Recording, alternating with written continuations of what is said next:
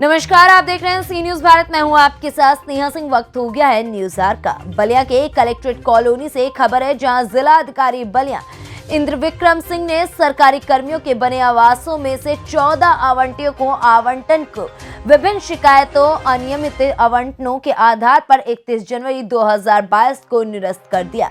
इस आदेश की कॉपी निरस्त हुए आवास के आवंटियों को 31 जनवरी की शाम को प्राप्त कराने के बाद नगर मजिस्ट्रेट ने पुलिस व नगर पालिका के ईओ के कर्मचारियों द्वारा जबरिया सामान को बाहर निकालकर कब्जा ले लिया।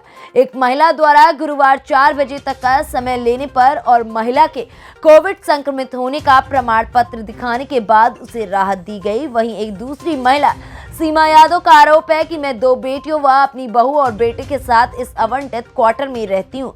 मेरा बेटा, जिसके नाम से ये क्वार्टर अलॉट है, सरकारी कर्मचारी है। मैं नगर मजिस्ट्रेट से गिड़गिड़ाती रही, क्वार्टर खाली करने का समय मांगती रही, कहती रही कि मेरे बेटे के पास और कोई दूसरा मकान या प्रॉपर्टी नहीं है, कहाँ जाऊंगी, थोड़ा समय दे दीजिए, मैं मकान ढूंढ कर लेकर इसको खाली कर दूंगी। पर मजिस्ट्रेट ने मेरी एक ना सुनी, मैं रोती रही। अचानक कार्रवाई से मैं घबरा गई। हमारा सारा सामान बाहर फेंक दिया गया। सवाल ये भी उठता है कि अनियमित रूप से आवंटित तहसील कर्मियों पर इनायत क्यों? जिन कर्मचारियों पर कार्रवाई हुई है वो ब्लॉक विकास भवन, चकबंदी विभाग आदि के कर्मचारी हैं।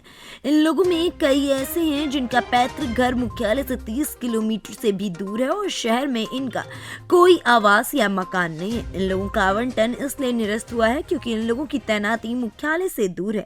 अगर यही आदेश है तो ये तहसील कर्मियों पर भी लागू होना चाहिए। सूत्रों की माने तो विभिन्न तहसीलों में कार्यरत होने के बावजूद मुख्यालय से दूर की तहसीलों के कर्मियों को भी यहां आवास आवंटित है। इन लोगों पर कार्रवाई न होने से इस कार्रवाई पर सरकारी कर्मियों द्वारा ही उंगली उठाई जा रही है। सरकारी कर्मचारियों को आवास का आवंटन नजारत बाबू के द्वारा होता है। लगभग 3 सालों से नजारत का चार्ज प्रशासनिक अधिकारी के पास है, जबकि ये दोनों महत्वपूर्ण पद हैं और इसके पहले 2 अलग अलग लोग इसको देखते थे। इतनी बड़ी मात्रा में लापरवाही मिलने के बावजूद वर्तमान नजारत बाबू पर कोई प्रशासनिक कार्रवाई न होना, न ही इनको नजारत से हटाना नगर मजिस्ट्रेट महोदय की कार्यशैली पर सवालिया निशान तो उठाता ही है। और ये आपका सामान क्वार्टर में बाहर निकाल सर वही लोग फेंके हैं। हम तो एकदम घबरा गए। कौन फेंका है? वही सबसे निकलवाए हैं। सारा मेरा एसडीएम निकलवाया। हाँ। अच्छा, तो ये बताइए कि ये जो पर्ची ली है ये क्या है? ये निरस्त का है। निरस्त का किस तारीख को निरस्त हुआ? 31 तारीख को। कब मिला आपको ये? परसों मिला है सर। 31 तारीख को हमको मिला है। ये निरस्त का तो आपको खाली करने का कोई नोटिस मिला? नहीं, नोटिस नहीं मिला। अच्छा, समय दिया उन्होंने कुछ आपको? नहीं, कुछ नहीं समय दिया सर। हम मांगे उससे कि हमको 2 दिन का समय दीजिए। हम 2 दिन में हम 5 तारीख को समय दे दो। कहा कि फिर आप लोग किसी से सोरिस लगाएंगे, करेंगे। हम कहे कि नहीं, हमसे कुछ आप लिखवा लीजिए, हम लिख दे रहे हैं, लेकिन हम खाली कर देंगे, हमको 2 दिन का समय दीजिए। फिर भी हमको समय नहीं दिया। मेरी बेटी गिलगिलाई, हम लोग गिलगिलाई, अपने ही से सामान सारा निकाला है। हम ये भी कहें कि मेरा गृहस्थी है भाई, हम गहना गिठा ये सब उधर उधर थोड़ा रखे हैं। हम घबरा गए हैं। थोड़ा हमको समय दीजिए कि हम मान लीजिए कि अच्छा से हम निकाल लेंगे। सामान कौन निकाला? वही लोग निकाले हैं। सदर मजिस्ट्रेट, नगर मजिस्ट्रेट सारा वही निकाला। अच्छा, मुझे एक बात बताइए, ये मकान किसके नाम से अलॉट है? अजय यादव की। अच्छा, क्या है अजय यादव? लेखपाल है, चकबंदी लेखपाल। चकबंदी बलिया में कार्यरत। जी। तो समय बिल्कुल नहीं दिया उन्होंने? नहीं, बिल्कुल नहीं समय दिया सर। उनके नाम से सारा मकान। उनके नाम से और कोई प्रॉपर्टी है क्या? नहीं, बस सिंहाचौर। अजय यादव के नाम से कोई प्रॉपर्टी और भी यहाँ पर? नहीं, कुछ नहीं है। नहीं है। मतलब यही रहती है, यही आसरा है आपका? जी। तो बच्चे तो पढ़ते हैं कहीं क्या? जी, बच्चे पढ़ते हैं। कहाँ पढ़ते हैं आपके? एक वहाँ पर पढ़ता है बेचू में। एक लड़की है, इसी साल इंटर में की है। कहाँ पढ़ती है? अभी एडमिशन कराए हैं, बेलथरा कराए हैं, यहाँ कोचिंग कर। अच्छा। और कितने लोग रहते हैं? हम रहते हैं, हमारे हस्बैंड रहते हैं, मेरा अजय रहता है, अजय की वाइफ रहती है। अच्छा, अजय बेटे हैं आपके? जी, बेटे। हस्बैंड क्या करते हैं आपको? नहीं, अजय बेटा है आपका? जी। आपका नाम? सीमा यादव। ठीक है। ऊपर से मेरा नाम सिद्धार्थ श्रीवास्तव, मैं श्री विनोद कुमार श्रीवास्तव जी का लड़का हूँ जो जी आपके मकान पे ताला टूटा है, क्या मामला है? जी अभी कुछ क्या करते हैं समय आपके पहले पिताजी? मेरे पिताजी अकाउंटेंट हैं, कहाँ पे? विकास भवन से संपत्ति। हाँ उन्हीं के नाम से मकान लाट जी है। उन्हीं के नाम से मकान है। फिर तो अभी आज क्या हुआ? परसों रात में 8 बजे करीब हमारे यहाँ एक नोटिस भेजा गया, जिसमें सिर्फ इतना लिखा गया था कि जो क्वार्टर है आपका D/6 उसको निरस्त किया जाता है। उसके अलावा और भी कोई लेटर हमारे पास नहीं आया। आज मेरी माता जी थी नहीं, गांव गई हैं, एक शादी पड़ा था, और पिताजी अपने ऑफिस थे, और मैं भी स्वास्थ्य विभाग में कार्यरत हूँ। कोविड में ड्यूटी लगी थी, मैं भी अपने ड्यूटी पर था। ना हमें कोई कॉल आया, ना हमें कोई इन्फॉर्मेशन दी गई, और हमारे घर का ताला बलपूर्वक तोड़ दिया गया है और सामान नीचे से ऊपर से नीचे फेंका गया है। ये कहाँ से उचित है, ये आप ही लोग बता सकते हैं। कुछ सामान का नुकसान भी हुआ। कुछ सामान के मेरे सामान बहुत ज़्यादा मेरा नुकसान हुआ है। क्या क्या अब कई सामान तो नहीं मिल रहे हैं, अब ताला टूटा हुआ है, कई सामान हम अंदर गए तो हमें सामान ही आपकी नहीं मिल गैर रहा है। ताला टूटा है क्या? कोई घर पे कोई नहीं था। जानकारी हुई आपको? हमें जानकारी नहीं, हम ऑफिस से लौटे हैं, जब 3 बजे हम अपने ऑफिस से लौटे तो हम देख रहे हैं कि मेरे घर का ताला टूटा हुआ और सामान नीचे फेंका गया। कोई सूचना नहीं मिली? कोई सूचना, ना मेरे पिताजी को फोन, ना मेरे माताजी को, ना मुझे। कोई कीमती सामान भी गायब है। अब तो हम धीरे धीरे अपना आए हैं, सबको बुलाए हैं, मम्मी को अभी गांव से बुलाए हैं, मम्मी माताजी अभी आ नहीं पाई हैं, उनको गांव से बुलाया गया है। और सामान अभी हमें लग रहा है कि बहुत ज़्यादा सामान, अंदर के कीमती सामान हमारे गायब हुए। जब हमारे पास सूचना परसों रात को आई 8 बजे, तो मेरे पिताजी सुबह में डीएम ऑफिस गए थे मिलने के लिए डीएम साहब से, पर डीएम साहब किसी अपनी व्यस्तता के कारण इनसे मिल नहीं पाए, और पिताजी ने अपना लेटर वहाँ ऑफिस में रिसीव कराया था।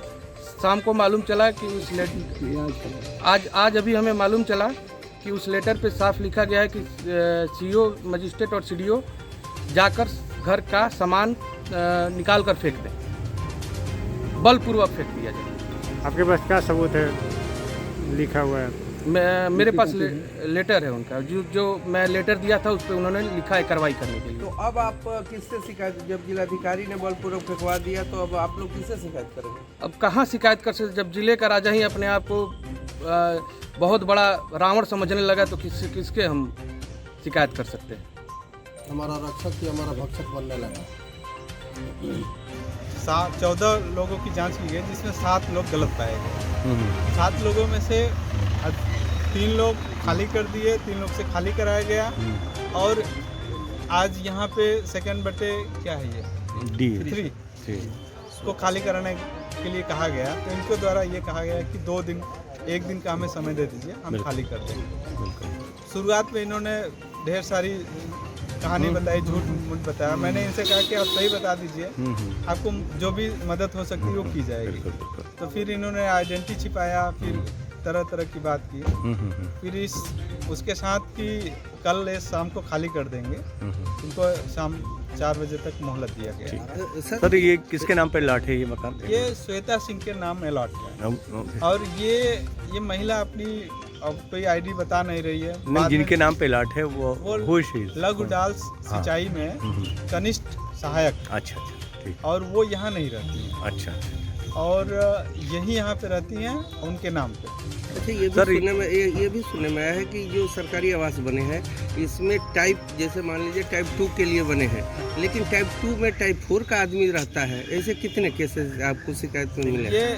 ये ऐसे शिकायत हैं, 1-2 हैं, अब मतलब ज़्यादा नहीं है, बट 1-2 हैं शिकायत, उस पर भी कार्रवाई की जाएगी। देखिए और सर बहुत सारे लोग हैं जिन्होंने अपना मकान बना लिया है। हाँ। अवैध कब्जा है इनका यहाँ पे। ऐसे कौन? यही 2 थी। तो ऐसे और भी बहुत सारे मालिक के सब पे कार्रवाई होगी? बिल्कुल होगी, निरस्त होगा उनके खिलाफ विभागीय। अच्छा, ये जो सरकारी आवास है इनकी कैटेगरी बनी हुई है, इस कैटेगरी के लोग इस पे रहेंगे, इस क्लास लोग इस पे रहेंगे। हाँ। देखा जा रहा है वो जो क्लास 4 एम्प्लॉई है वो भी अच्छे रह रहे हैं, जो नहीं है, जो एलिजिबल नहीं है वो भी रह रहे हैं, जो है वो बाहर है।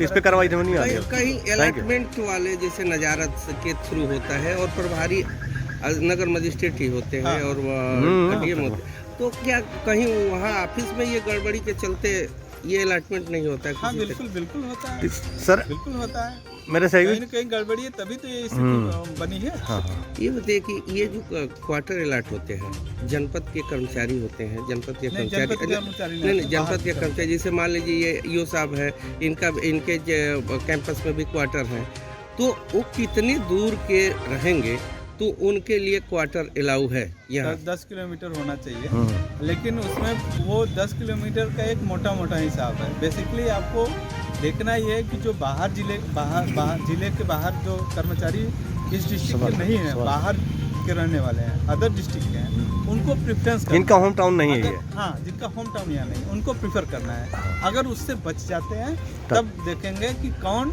सबसे दूर का है, हाँ हाँ उसको प्रेफर करेंगे। सर जब ये अलॉटमेंट होता है तो उसके वक्त क्राइटेरिया होती है कि ये चीज़ें फुलफिल करनी, मतलब ये एलिजिबल हैं लेने के लिए। तो जो लोग, जैसे कि पता चल रहा है कि जो लोग नाम किसी और पे, कब्जा किसी और का बरसों से चले आ रहे हैं, तो क्या उस वक्त ही देखा गया कि ये उस कैटेगरी में आते हैं कि नहीं, या एलिजिबल हैं कि नहीं है? नहीं है, जैसे ये लघु सिंचाई।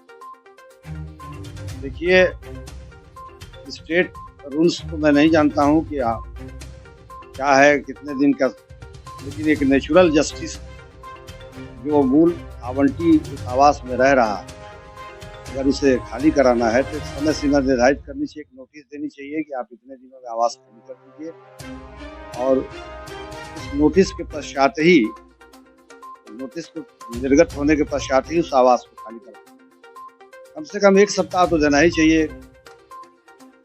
कानून का शासन है, कानून के शासन में कानून के मुताबिक काम होना चाहिए। बलिया से सी न्यूज संवाददाता राजू गुप्ता की रिपोर्ट। फिलहाल उस खबर में बस इतना ही। देश दुनिया की ऐसी तमाम खबरों को देखने के लिए बने रहें सी न्यूज भारत के साथ।